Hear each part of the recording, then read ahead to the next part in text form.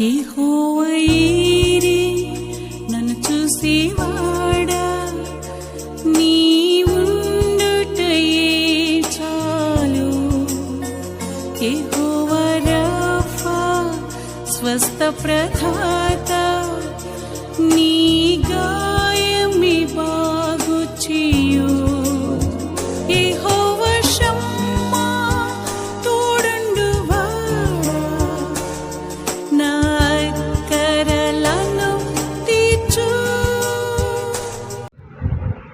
మహాఘనుడును మహోన్నతుడు నేను మా ప్రియ పరలోకపు తండ్రి, మీ మహిమోన్నత కృపను బట్టి మీకు వేలాది వందనములు స్తోత్రం చెల్లించుకుంటున్నావు నాయన. ఈ దాసులమైన మమ్మల్ని కరుణించి మీరు మాకు ఇచ్చినటువంటి ఈ వర్తమానం టీవీలో ప్రసారం చేయటానికి రికార్డ్ చేస్తూ ఉంటుండగా ఆది అంతా మీరే నడిపించి మీకు మహిమ తెచ్చుకోనండి. స్తుతి ఘనత మహిమ ప్రభావాలు మీరు పొందండి. ఈ వర్తమానం వింటున్నటువంటి వారు ఒక్కరైనా మారు మనసు పొంది నీ రాజ్య వారసుడొకటికి సహాయం చేయండి. దాసుడునైనా నన్ను బలపరిచి మహిమ పొందండి. యేసు నామమున అడుగుతున్నాను తండ్రి, ఆమేన్. ప్రియులారా, ఈ దినం ప్రభువు నాకు ఇచ్చినటువంటి వర్తమాన భాగము యొక్క టైటిల్ ఏంటి అని అంటే,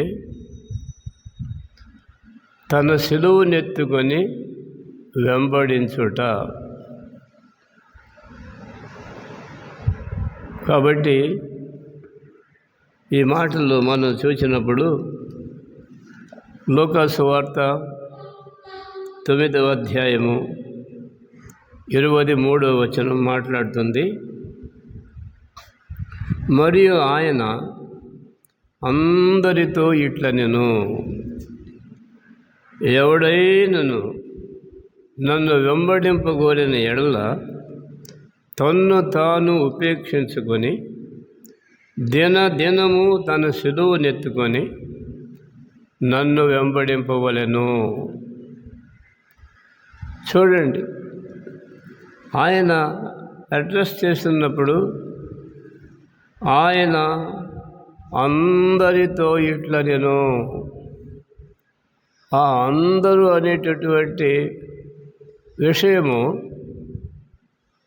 తన శిష్యులతోనే కాదు, ఈ దినం ప్రపంచంలో ఎందరైతే యేసు ప్రభువుని రక్షకునిగా అంగీకరించడానికి మనసు కలిగి ఉన్నారో వారందరితో దేవుడు ఈ మాట చెబుతున్నాడు. ఏమని చెప్తున్నాడు? ఆయన అందరితో ఇట్లనెను, ఎవడైనను నన్ను వెంబడింపగోరిన ఎడల తన్ను తాను ఉపేక్షించుకొని దినదినము తన సిలువనెత్తుకొని నన్ను వెంబడింపవలెను. ఇక్కడ సిలువ అంటే ఏదో అట్టల పెట్టెతో చేసిందో, అంటే కార్డుబోర్డుతో చేసిందో, లేకపోతే తేలికైనటువంటి జాతి చెక్కలతో చేసిందో అలాంటిది కాదు. సిలువ అంటే శ్రమ. దినదినము, ఒకరోజుతో అయ్యేది కాదు. మనకి దేవుడు ఎంత ఆయుష్కాలం ఇచ్చాడో ఆయుష్కాలం అంతా కూడా ఏదో ఒకరోజు నేను బాప్తిసం తీసుకున్నాను, పరలోక రాజ్యంలో చేరతాను అని అనుకుంటే సరిపోదు. బాప్తిసం తీసుకోవటం అనేటువంటిది విశ్వాసానికి ఒక గుర్తు మాత్రమే. అయితే పరలోక రాజ్యంలో చేరాలి అని అంటే క్రీస్తు కొరకు మనము ఈ లోకములో ఎదురయ్యేటటువంటి ప్రతి శ్రమను సణువు కొనకుండా గొణువు కొనకుండా శ్రమలో కూడా ప్రభువుని వెతికేటటువంటి మనస్సు, దాన్ని సిలువ అంటున్నాడు. కాబట్టి ఈ విషయంలో మనము రోమాపత్రిక 8వ అధ్యాయం 17వ వచనం చూసినప్పుడు, మనం పిల్లలమైతే వారసులము. ఎవరి పిల్లలము? దేవుని పిల్లలము. క్రీస్తునందు ఎందరు విశ్వాసం ఉంచినారో వారందరూ దేవుని పిల్లలకు అధికారం అనుగ్రహింపబడిను అని వ్రాయబడిన ప్రకారం ఇక్కడ ఏమంటున్నాడంటే, మనం పిల్లలమైతే వారసులము, అనగా దేవుని వారసులము, క్రీస్తుతో కూడా మహిమ పొందుటకు ఆయనతో కూడా శ్రమపడిన ఎడలా. ఈ విషయం మనం ముఖ్యంగా గమనించాలి. ప్రభు ఏమన్నాడు? ఎవడై నన్ను వెంబడింపగోరిన ఎడల అతడు తన్ను తాను ఉపేక్షించుకొని దినదినము తన సిలువనెత్తుకొని నన్ను వెంబడింపవలెను. గుడ్ ఫ్రైడే నాడు చాలామంది యేసు ప్రభులాగా వేషం వేసుకొని వారు సిలువను ఒకదాన్ని తయారు చేసుకొని యేసు ప్రభు మొయ్యలేక కింద పడినట్టుగానే వాళ్ళు కూడా యాక్షన్ చేస్తూ ఉంటారు. ఇది యాక్షన్ కాదు, హృదయపూర్వకమైనటువంటి శ్రమలో కూడా ప్రభువుని స్తుతించేటటువంటి కృప. అలాంటి కృప పౌలు భక్తునికి దక్కింది. తరువాత 18వ శతాబ్దంలో పుట్టినటువంటి సుందర్ సింగ్ గారికి కూడా దక్కింది. ప్రియులారా, అందుకని ఇక్కడ దేవుని సేవకుడు అంటున్నాడు, ఆయనతో కూడా శ్రమపడిన ఎడలా. అది ఎవరైతే ఆయన వెంబడించాలనుకుంటారో అది నల్లేరు మీద నడక కాదు. అడుగడుగున శ్రమ, శోధన, అవమానము, నింద, భయంకరమైనటువంటి పరిస్థితులను ఎదుర్కొని జీవితము ద్వారా ప్రభువుని పరచవలసిన వారమై ఉన్నాము. అలాగే 2 కొరింథీ పత్రిక 15వ అధ్యాయం 31వ వచనం అంటుంది, నేను దినదినము చనిపోవచ్చున్నాను. ఎవరి మాట మాట్లాడుతున్నది? దేవుని సేవకుడైనటువంటి పౌలు భక్తుడు. ఆయన ఒకప్పుడు క్రీస్తు అంటే ఎరుగని వాడుగా ఉన్నాడు. క్రీస్తునందు విశ్వాసం ఉంచిన వారిని తన ఇష్టం వచ్చిన రీతిగా హింసించాడు. మరి కొర్నేలి రాళ్లతో కొట్టబడుతున్నప్పుడు ఆయన అక్కడే ఆయన గొడవల దగ్గర కాపలా ఉన్నాడు. అలాంటి దేవుని సేవకుడైనటువంటి, అప్పటికి క్రీస్తుని ఎరుగనటువంటి పౌలు భక్తునికి ఇంచుమించు 12 గంటల వేళ, మధ్యాహ్న వేళ, కోటి సూర్యప్రభావంతమైనటువంటి కాంతిలో, మిరుమిట్లు గొలిగేటువంటి కాంతిలో ప్రభువు ఆయనకి దర్శనమిచ్చాడు. సౌలా సౌలా నన్నేలా హింసించుచున్నావు అనే స్వరం ఆయనే విన్నాడు. మిగిలినటువంటి వారు కూడా ఉన్నారు, కానీ వాడు కూడా పడిపోయారు కానీ గుర్రమేనండి. అయితే వారికి ఎవరికి ఆ స్వరం వినబడలేదు. ఆయన మాత్రమే విని, ప్రభువా నీవెవడు అని అడిగినప్పుడు, నీవు హింసించుచున్న యేసును అన్నాడు. నీవు హింసించుచున్న నజరేయుడైన యేసును అన్నాడు. ఆ దృశ్యం ఆయన చూసిన తరువాత ఎవరి యందు ఆయనకి విశ్వాసం లేదో ఆయనే పేరు పెట్టి పిలిచి, నన్ను నీ సేవకునిగా నిన్ను నా సేవకునిగా నేను వాడుకుంటాను రమ్మని పిలిచిన ఆ పిలుపునకు ఆ క్షణమందే తను తాను దేవునికి సమర్పించుకొని ఆయన కూడా ప్రభువు వలె శిలువ మరణం పొందాడు. ప్రియులారా, కనుక క్రీస్తుని వెంబడించడం అంటే ఏదో ఆషామాషిగా మందిరానికి ఒక దినం మందిరంలో జరిగే ప్రతి కార్యక్రమానికి వెళ్ళి ఆ కార్యక్రమంలో పాలు పంపులు పొందుటే కాదు, పొందవలసిందే. ప్రభు అన్నాడు, నేను పరిచర్య చేయించుకొనుటకు రాలేదు కానీ పరిచర్య చేయుటకే వచ్చానన్నాడు. ఆ విషయం ఈ దినాల్లో చాలామంది మర్చిపోతున్నారు. నేను ప్రభువుని నమ్మాను, బాప్తిసం పొందాను అనే దగ్గర ఆగిపోతున్నారు. కానీ ఆయన తన్ను తాను తగ్గించుకుని చేసినటువంటి పరిచర్య విషయం ఈ దినాలలో ఉన్నటువంటి విశ్వాసులు అనేకులు మర్చిపోతున్నారు. అందుకనే దేవుని నామము మహిమపరచబడటానికి అన్యజనుల మధ్య ఎంతో ఆటంకంగా ఉన్నది. ప్రియులారా, ఈ విషయం మనం చూసినప్పుడు నేను దినదినము చనిపోవచ్చున్నాను అంటున్నాడు. అంతేకాకుండా గలతీ పత్రిక 6వ అధ్యాయం 17వ వచనం అంటుంది, నేను యేసు యొక్క ముద్రలు నా శరీరమందు ధరించుకొని ఉన్నాను. ఈ మాట కూడా ఆయనే చెప్తున్నాడు. నేను యేసు యొక్క ముద్రలు నా శరీరమందు ధరించుకొని ఉన్నాను. ఏమిటి ఆ ముద్రలు అని అంటే, యోహాను సువార్త 20వ అధ్యాయము 27వ వచనంలో ప్రభు యేసు తోమాను చూచి, నీ వ్రేలు ఇటు చాచి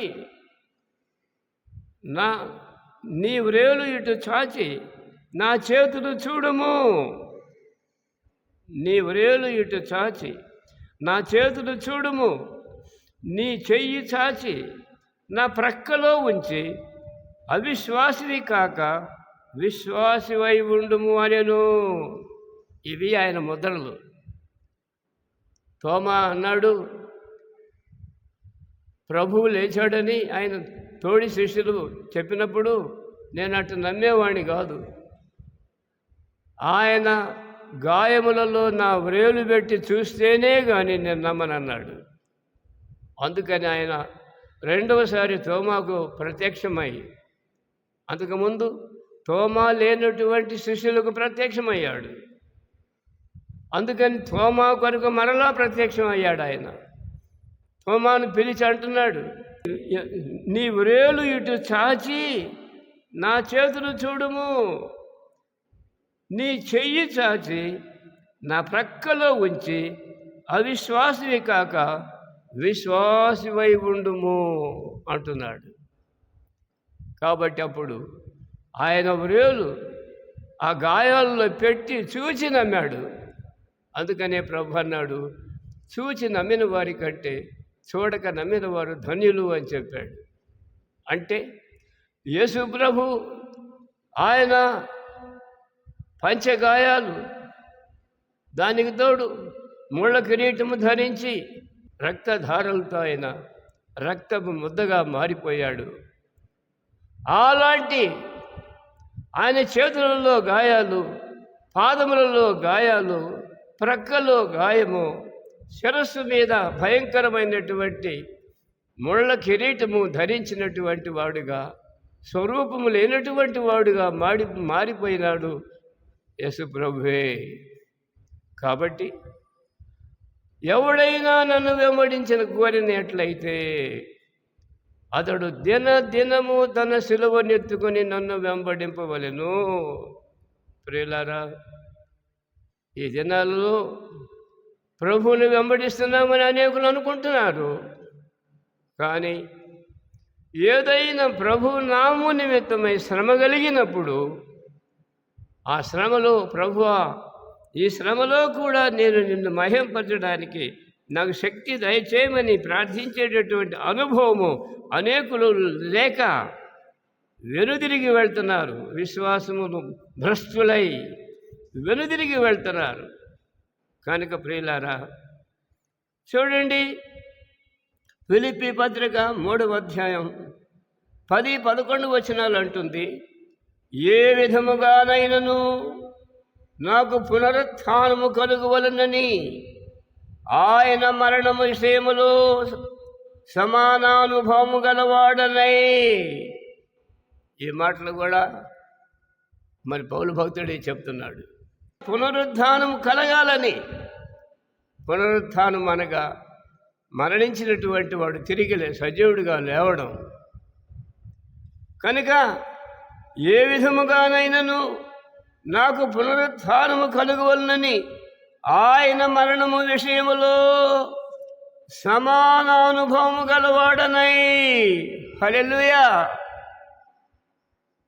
క్రీస్తు పొందినటువంటి శ్రమలు, ఆయన ఎన్ని శ్రమలు పొందాడో మానవాడిని రక్షించడానికి, అన్ని శ్రమలు నేను కూడా అనుభవిస్తున్నాను క్రీస్తు కొరకు అంటున్నాడు ఆయన. ఆయన మరణ విషయములో సమానానుభవము గలవాడునై ఆయన శ్రమలలో పాలుపడిన అగుట ఎట్టిదో ఎరుగు నిమిత్తము సమస్తమును నష్టపరుచుకొని వాటిని పెంటతో సమానముగా ఎంచుకొని ఉన్నాను. హల్లెలూయా. పెంట అంటే మానవుని మలం కాదు, పశువుల మలం. పెంట కుప్ప అంటాం మనం దెబ్బని, మన ప్రాంతంలో దెబ్బ అంటారు. అదే వాక్యములో పెంట కుప్ప అని వ్రాయబడి ఉంది. పెంటతో సమానముగా ఎంచుకొని ఉన్నాను. కాబట్టి సుందర్ సింగ్ గారి జీవితంలో అదే జరిగింది. ప్రియులారా, తన తండ్రి మహాధనవంతుడు. తన పినతండ్రి ఆయన్ని పిలిచి వెండి బంగారాలు, డబ్బులు కట్టలు, ఇంకా ఏమేమో వారికి ఉన్నటువంటి దస్తావేజులు అన్నీ సుందర్ సింగ్ గారికి చూపించి తుదకు తన పినతండ్రి ధరించినటువంటి తలపాగా, వారు సిక్కులు కనుక ఎప్పుడూ వారి వెంట్రుకలు కత్తిరించరు, అయినా కూడా వారు తలకు పెట్టుకునేటటువంటి తలపాగా నిద్రపోయేటప్పుడు ఏమన్నా తీస్తారేమో నాకు తెలియదు. కానీ పగటి కాలంలో వారు పొలంలో సంచరించినా, ఏ ప్రాంతంలో సంచరించినా ఆ తలపాగా తీయరు. అలాంటి తలపాగాను తీసి సుందర్ సింగ్ కాళ్ళ దగ్గర పెట్టి ఆయన తలలో తలపాగా లేనివాడుగా నిలువబడినప్పుడు ఆ దృశ్యాన్ని చూసి సుందర్ సింగ్ గారు కన్నీళ్లు పెట్టి మరేమీ మాట్లాడకుండా ఆ తలపాగాను దాటి అవతలకి వెళ్ళాడు ప్రభు కొరకు. విస్తారమైనటువంటి ధనరాశులను ఆయన కోరలేదు. ఈ లోకములో ఉన్నటువంటి ఆధిక్యతలను ఆయన కోరలేదు. కట్టు బట్టలతో ఆయన తన ఇంటిని, తండ్రి ఇంటిని వదిలి వెళ్ళాడు. అందుకని ఇక్కడ ప్రభు అంటున్నాడు, ఎవడైనను నన్ను వెంబడింపకోరిని ఎడల అతడు దినము తన సెలవు నెత్తుకొని నన్ను వెంబడింపవలెను. హల్లెలూయా. ప్రియులారా, అంతేకాదు కొలస్సీ పత్రిక 1వ అధ్యాయం 24వ వచనం అంటుంది, ఇప్పుడు మీ కొరకు నేను అనుభవించుతున్న శ్రమల యందు సంతోషించుతూ. దేవునికి స్తోత్రం. ఈయన సువార్తికుడు. ఇప్పుడు ఆయన కొలస్సీ సంఘానికి వ్రాస్తూ అంటున్నాడు, ఇప్పుడు మీ కొరకు నేను అనుభవించుతున్న శ్రమలు. ఇదండి దేవుని ప్రత్యక్షత కలిగినటువంటి పరిశుద్ధుడైనటువంటి దైవ సేవకుడికి ఉండవలసినటువంటి లక్షణం ఏంటి అని అంటే, తన కొరకు తాను సేఫ్టీగా ఉండదలిచేటటువంటి వ్యవహారం కాదు. కానీ ఇక్కడ అంటున్నాడు, ఇప్పుడు మీ కొరకు నేను అనుభవిస్తున్నాను. ఎవరి కొరకు? సంఘము కొరకు. సంఘముకు, ఏ సంఘానికైతే ఆయన కాపరిగా ఉన్నాడో ఆ సంఘము కొరకు శ్రమలు అనుభవిస్తున్నాడు. ఇప్పుడు మీ కొరకు నేను అనుభవించుచున్న శ్రమల యందు సంతోషించు. హల్లెలూయా. శ్రమలలో ఎవరి కొరకు? ఆయన కొరకు, ఆయన కుటుంబం కొరకు కాదు. ఆయన ఏ సంఘానికి కాపరిగా ఉన్నాడో ఆ సంఘము కొరకు ఎదురైతున్నటువంటి ప్రతి శ్రమ కూడా సంతోషముతో ఆయన అంగీకరించి ఆయన సంఘమును, ఆయన శరీరమైనటువంటి సంఘము కొరకు ఆయన పడినటువంటి పాటలలో, క్రీస్తు పడిన పాటలలో మిగిలినటువంటి వాటిని నా శరీరమందు నేను సంపూర్ణం చేయుచున్నాను. అబ్బా, ఇలాంటి సేవకులు ఎక్కడున్నారండి ఈ దినాల్లో? ఎక్కడన్నా ఉన్నారేమో నాకు తెలియదు, కానీ జనరల్గా ఉండేటటువంటి ఒపీనియన్ ఏంటి అని అంటే, సంఘము కొరకు ఇలాగ శ్రమపడేటటువంటి సేవకులు ఈ దినాలలో అరుదు అనేటటువంటి ఒక సత్యం మనం వింటున్నాం.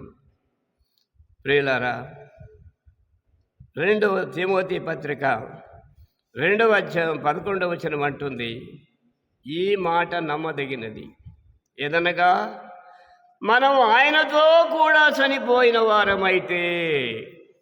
హల్లెలూయా.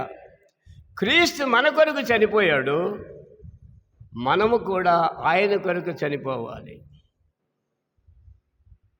ఉత్తర భారతదేశంలో కొన్ని మాసాల క్రితం, అలాగే 2024లో కూడా అనేక ప్రాంతాలలో యేసును రక్షకునిగా కలిగి ఉన్నటువంటి వారిని కక్షబట్టి ప్రభుత్వాలే చంపివేస్తున్నప్పుడు వారు చావటానికైనా సిద్ధపడ్డారు, కానీ మేము క్రీస్తుని విడిచిపెడతాము అని అనలేకపోయారు. లెక్కలేనంతమంది భారతదేశంలోనే హతులైపోయారు. ఎందుకొరకు? వారి ఎదుట ఉన్నటువంటి నిత్య రాజ్యము కొరకు. క్రీస్తు ఎలాగా శ్రమపడ్డారో అలాగే క్రీస్తు కొరకు వారు హతసాక్షులయ్యారు. హల్లెలూయా. ప్రియులారా, అందుకనే ప్రభు అంటున్నాడు, ఎవడైనా నన్ను వెంబడింపగోరిన ఎడల అతడు దినదినము తన సిలువనెత్తుకొని నన్ను వెంబడింపవలెను. కాబట్టి ప్రియులారా, 2వ తిమోతి పత్రిక 2వ అధ్యాయం 11వ వచనం అంటుంది, ఈ మాట నమ్మదగినది ఏదనగా మనం ఆయనతో కూడా చనిపోయిన వారమైతే ఆయనతో కూడా బ్రతుకుదము. దేవునికి స్తోత్రం. ఆయన మన కొరకు మరణించి తిరిగి లేచి పునరుద్ధానుడైన తరువాత పరలోకమునకు ఎక్కిపోయాడు. తండ్రి కుడి పార్శ్వమున ఉండి ఈ దినం భూలోకములో ఎంతమంది ఆయన్ను విశ్వసించారో వారందరి కొరకు ఆయన తండ్రి వద్ద విజ్ఞాపన చేస్తున్నాడు. వారిలో నీవు నేను కూడా ఉన్నట్లయితే ధన్యులం. ఇప్పుడు మనం చూస్తున్నటువంటి భౌతికమైనటువంటి ఈ ప్రపంచం అనగా భూమి, ఆకాశము, సముద్రాలు, సూర్యచంద్ర నక్షత్రాలు, మేఘాలు, ఇవన్నీ కూడా లయమైపోతాయని దేవుడు చెప్పాడు. అది జరిగి తీరుతుంది నిశ్చయముగా. నీవు నమ్మినా నమ్మకపోయినా ఒక దినానది జరిగి తీరుతుంది. ఒకటి తన అంగవస్త్రము తీసివేసినట్లు దేవుడు ఈ భూమిని, ఆకాశాన్ని, సూర్యచంద్ర నక్షత్రాలని, సముద్రాన్ని మొత్తం తొలగించబోతున్నాడు. నూతన భూమి, నూతన ఆకాశాన్ని ఆయన యందు విశ్వాసం ఉంచిన బిడ్డల కొరకు ఆయన ఏర్పాటు చేస్తున్నాడు. ఆ సరములో క్రీస్తునందు ఇప్పుడు జీవించి ఎంతమంది అయితే నమ్ముతున్నారో, ప్రభువా నేను కూడా రాజ్యములో ఉండటానికి సహాయం చేయమని ఎందరు విజ్ఞాపన చేస్తున్నారు, వారందరూ ఆ స్థలములో ఉండటానికి ప్రభు చూపినటువంటి అత్యంత కృప కొరకై మనము దేవునికి కృతజ్ఞత చెల్లించేటటువంటి వారముగా ఉండాలి. చూడండి, అలాంటి పరిస్థితి కావాలి అని అంటే మనం క్రీస్తును వెంబడించడం అనేటటువంటిది ఏదో నేను క్రైస్తవుడిని చెప్పుకొని, చూచారా, ఆచార క్రైస్తవుడిగా ఉండటం కాదు, ఆచార క్రైస్తవుడిగా నీ నీ పేరు నమోదు చేయించుకోవడం కాదు. క్రీస్తు కొరకు అవసరమైతే మరణానికి కూడా సిద్ధమయ్యేటటువంటి ఆ హృదయం ప్రభువా నాకు దయచేయి. నేను, నా కుటుంబము కూడా, నా సంఘము కూడా ఆ రీతిగా నిన్ను వెంబడించడానికి, మిమ్మల్ని స్తుతించడానికి, ఘనపరచడానికి నీ కృప మాకు దయచేయి ప్రభువా. నువ్వు మరలా తిరిగి వస్తానని చెప్పిన మాట ఖాయంగా జరుగుతుంది. ఆ దినాన మధ్యాకాశములో మేము కూడా నిన్ను ఎదుర్కోవటానికి ప్రభువా మాకు అవకాశం మీరు దయచేయండి తండ్రి. శ్రమల ద్వారా నిన్ను వెంబడించడానికి తీర్మానించుకున్నటువంటి నన్నును, మమ్మును, నా కుటుంబాన్ని, నా శ్రేయోభిలాషులను నీ వాక్యములకు లోబడి నిన్ను స్వరక్షకునిగా అంగీకరించినటువంటి ప్రతి వ్యక్తి మీతో కూడా నిత్య జీవములో ప్రవేశించుటకు సహాయం చేయమని యేసు నామమున నీవు ఈ లోకములో ఉండగానే ప్రార్థించి, క్రైస్తవుడుననే పేరుతో ఎదురయ్యేటటువంటి ప్రతి శ్రమను భరించడానికి సిద్ధ మనస్సు కలిగి ఉన్నట్లయితే నిత్యరాజ్యములో నీవు తప్పనిసరిగా ఉండి దేవునితో యుగ యుగాలు దేవుడు ఎన్నాళ్ళు అక్కడ ఉంటాడో అన్నాళ్ళు ఎంతమంది విశ్వసించినారో అంతమంది నిత్య జీవము కలిగి ఉంటారు. నీవు నమ్మి ఇక్కడ నిర్మించేటటువంటి మేడల మధ్యలో నీతో రావు. ఆ విషయం గుర్తెరిగి నిత్యరాజ్యం అక్కడుందని ఎరిగి ప్రభు కొరకు సిద్ధపడవలసిందిగా దేవుని సేవకునిగా నిన్ను ప్రభు శిలువ దగ్గరకు రమ్మని, నీ క్షేమము కోరి, నీ కుటుంబ క్షేమం కోరి ప్రభు దగ్గరికి రమ్మని నిన్ను ఆహ్వానిస్తున్నాను. దేవుడు ఆ భాగ్యము నీకు, నాకు, సమస్త ప్రజలకు, విశ్వాసం వచ్చిన ప్రతి ఒక్కరికి అనుగ్రహించి మహిమ పొందనుగాక. తండ్రి అయిన దేవుని ప్రేమ, కుమారుడైన క్రీస్తు ప్రభు కృప, పరిశుద్ధాత్మని అన్యోన్య సహవాసము కూడి ఉన్న మనకును, సర్వలోక పరిశుద్ధులకును, ప్రత్యేకించి క్రీస్తుని వెంబడించట్లు ఎదురయ్యే శ్రమలను ఆనందించేటటువంటి మనస్సు మనకు దయచేసి సహాయం చేయనుగాక. ఆమెన్.